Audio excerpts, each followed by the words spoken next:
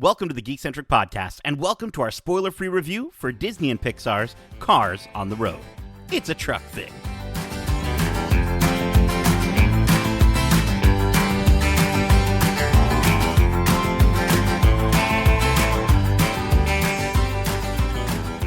Well, howdy, y'all. My name is Nate, and this is our spoiler-free review for Disney and Pixar's Cars on the Road. Cars on the Road.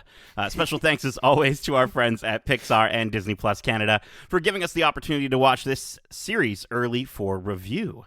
And again, though a lot of cars have them, again, this review will be spoiler-free. Right? You get it? I get it. Cut some car joke. Car joke right there. Before we get started, if you are joining us for the first time, we are Geekcentric, a podcast focusing on the world of movies, TV shows, games, toys, and collectibles, and all things geek-centric. Now, to introduce the vehicles joining me for this road trip today, first up, she's motoring in manual while maintaining some great mileage. She's Megan, the Maple Mustang Clara. I'm like Mater. When I get anxious, I get the backfires. You get the backfires? I mean, I having spent a wonderful weekend with you after Fan Expo, the backfires, I mean, that happened as well after some cheese, I think, one night. That's my issue. We're talking about the same backfires, right? Yeah, right? I didn't know if we were talking about the same backfires. And cruising in on the inside track, he's dusting it up without damaging his drive shaft. He's Darcy, the DeLorean Hudson. Ooh. All right, DeLorean. I'm a time-traveling car. Thought you would like that. I did something about it. I was just like, maybe Darcy the DeLorean would work pretty well. You thought right. That was a good choice. Picture more Fillmore meets DeLorean type thing. Yes. I think. Yeah. I don't know. I guess I'd be a Nissan Nate Nissan something. I don't know. I don't know so cars. Sad. You can clearly tell. I had to look these up.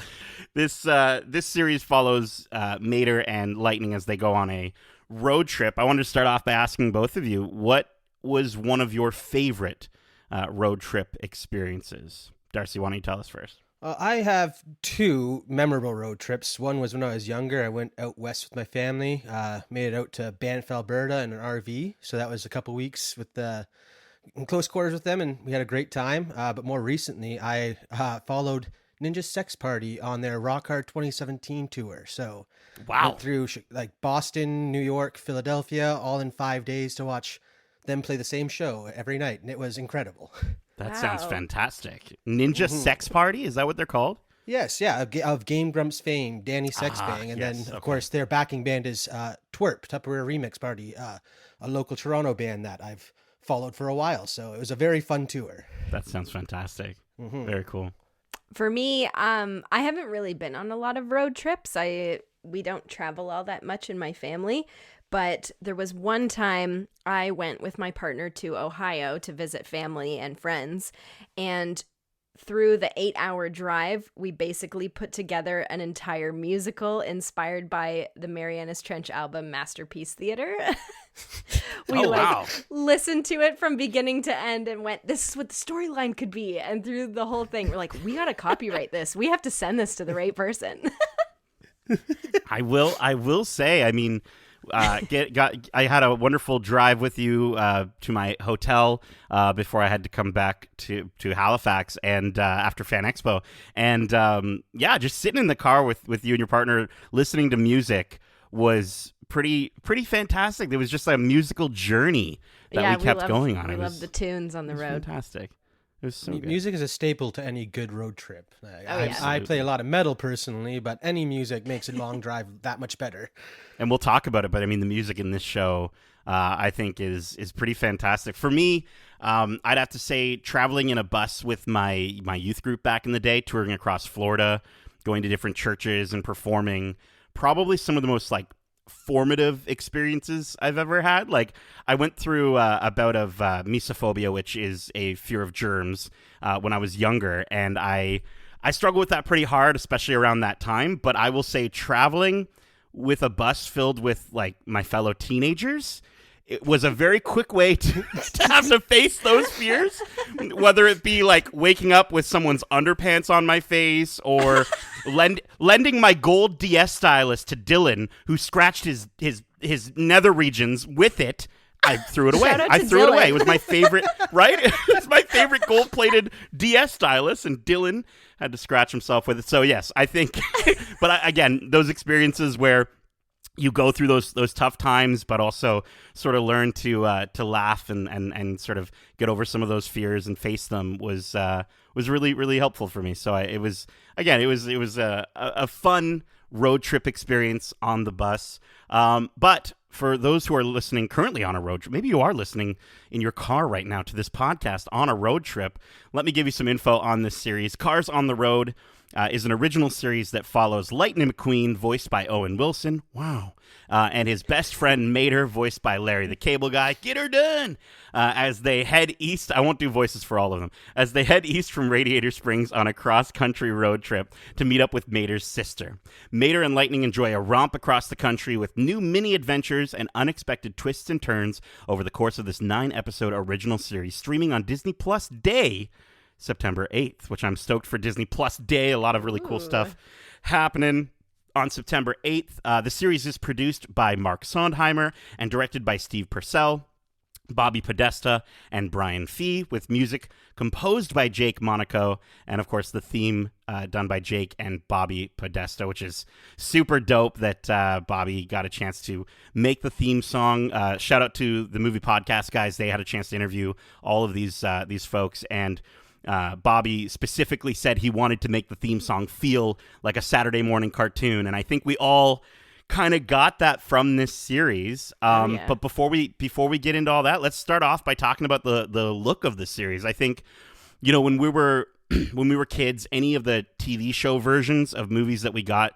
they would never look as near as good as the actual theatrical movies, right? Like they would always kind of be, you'd always know like, oh, this is the TV version of Aladdin or what have you. So I thought they did such a good job at especially for kids who are growing up with these characters, who've grown up with the original movies, to make this show look as good as Cars 3. I think that's awesome. Those kids don't have to feel that disconnect. Yeah, I completely agree with that. One of my main points is the fact that the animation quality is at the exact same standard as all of the films. And that kind of blew me away, because to bring us back to Monsters at Work, you can see the difference between Monsters University and that show, which I would never discount a show for that kind of thing, because, you have a shorter time span of when you need to make each episode and probably a smaller budget than a film would. But yeah, with Cars on the Road, they really hit it out of the park when it comes to the cinematics and the visuals. Yeah, totally. I just, one of the standout points, I remember funny thing is me, when we were heading to Fan Expo recently, Justin was catching up on the series as well, just because we wanted to talk about it. And we were both blown away by just the sunbeams coming through the trees in some of these scenes. And it's like, this feels like an actual camera filmed this stuff, just the way that light reacts off things. And that alone, to me, really grounds and drives home how amazing this animation is. Yeah, I think it's, it really speaks to the level of sort of heart and love that these animators at Pixar really do have for this series and for these characters. And I think I love how the series itself, is so colorful.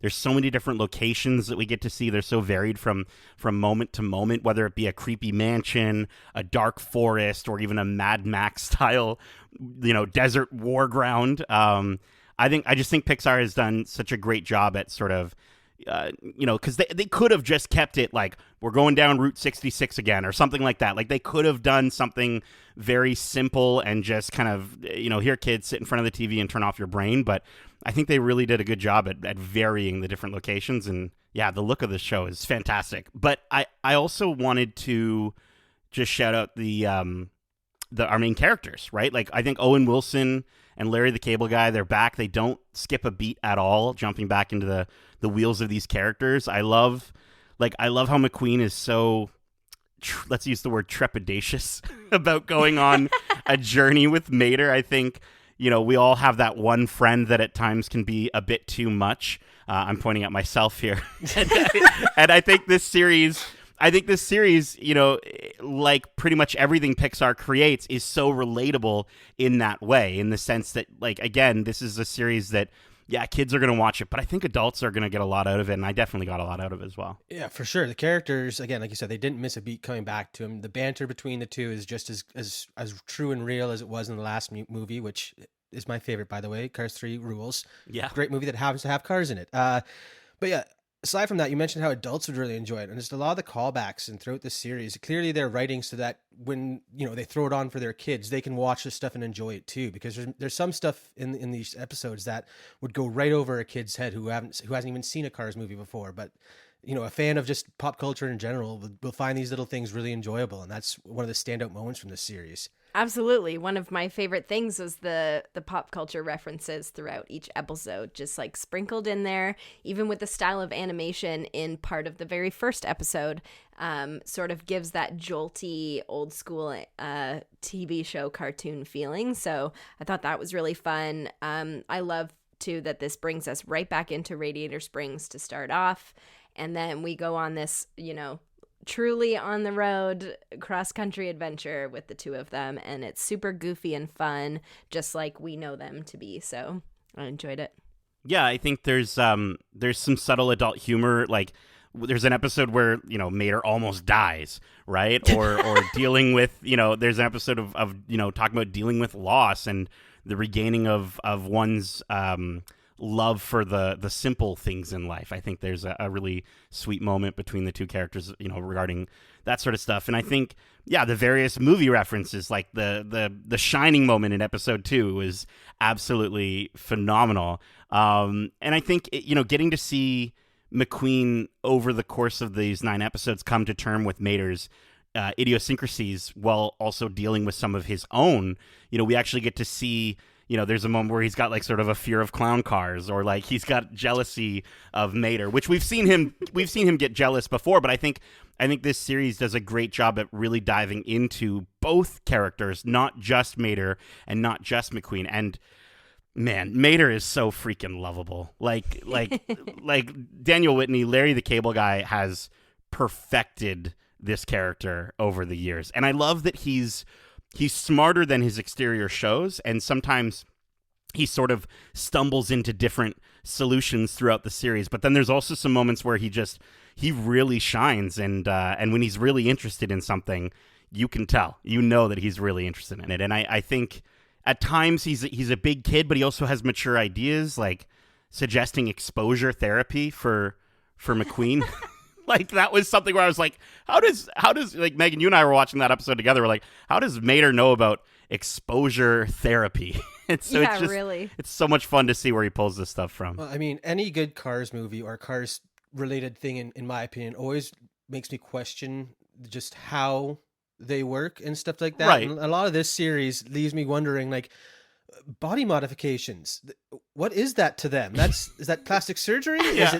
Are they born that way? There are so many things that go through my head, and again, that's one of the things I enjoy about Cars, because they are way too human to not have humans in their world. So it's just, I love that aspect of Cars. And again, with Mater exploring these things, it really, again, drives home. It's like, they are really like living beings. How do they work? But in a way, I think that's also the beauty of it. It's where it's like, it's so much fun. You're laughing so much that, like, you don't really pay attention to the, like, canonical reasons as to why Cars might need to stay in a hotel. Like, you're just like, nope, I accept that, because that's just what's happening on the screen in front of me, and these characters are so delightful. And bringing it back to the music, I think the music is so fantastic. The theme song just kept getting stuck in our heads. We just kept singing it over and over again. Yeah, I was really going to say, if you don't have this song stuck in your head, you're lying. Yes. I don't believe you, because it has such a good ring to it. If you love country music, it really gives off that good vibe, kind of feels like Rascal Flatts, which, really connects to the first movie, because that was like the theme of the whole thing. So, yeah, the music was great. Yeah, I thought it was incredible. I mean, there's a whole episode they dedicate to a song, and that song as well was stuck in my head for days after. And like, I'm looking forward to watching it again. Like, it's, it's such so many parts of this series just are so stand out for me. And it's like, you know what? Maybe Disney Plus just needs to stick to shorts, because I really enjoyed I Am Groot, and I really enjoyed this series. So they've got something right in their short format content.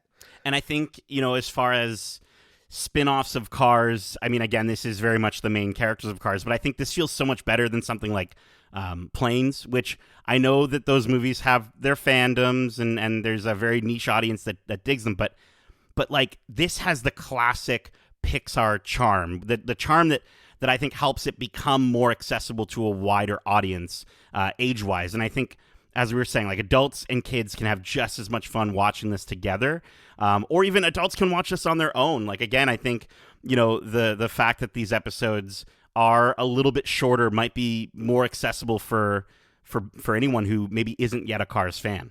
Absolutely. And even talking about this being solely about the main characters of the first three movies that we know and love, we did see some old faces from previous movies, but we also got to meet some new ones, which I thought was really fun. One of my favorite being Mater's sister we meet at the end.